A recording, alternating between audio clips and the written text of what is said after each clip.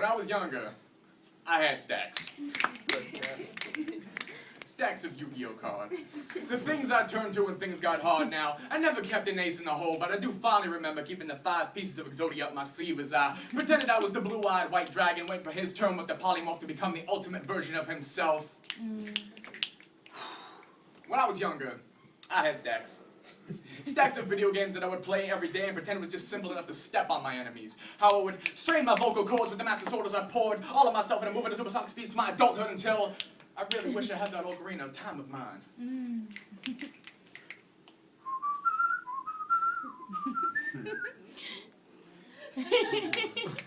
When I was younger, I had stacks.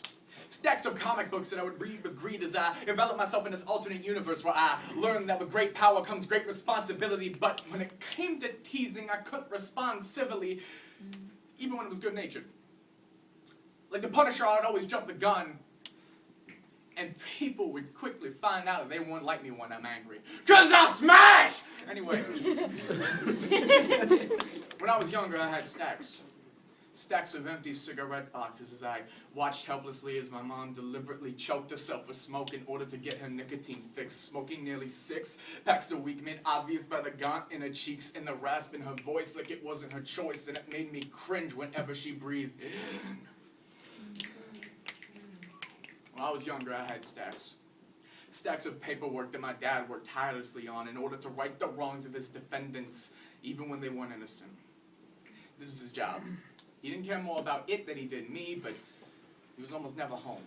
And even when he was present, I felt like I should just mark him absent. But now, guess what? I still have stacks! Stacks of poems and a massive number of poets who I can call a home. Herds of words culminating the stories of my past, my present, my future, my friendships, my family, and my thoughts, how I fought against the odds. I found myself amongst these poetic gods.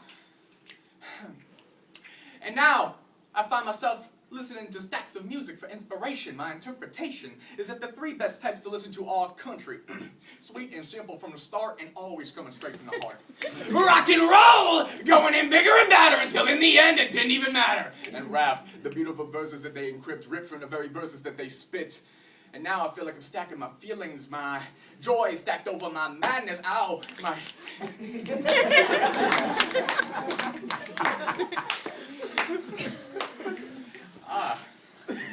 And I will not falter. Not even to alter my past, because if I did, I wouldn't be where I am right now. Happy.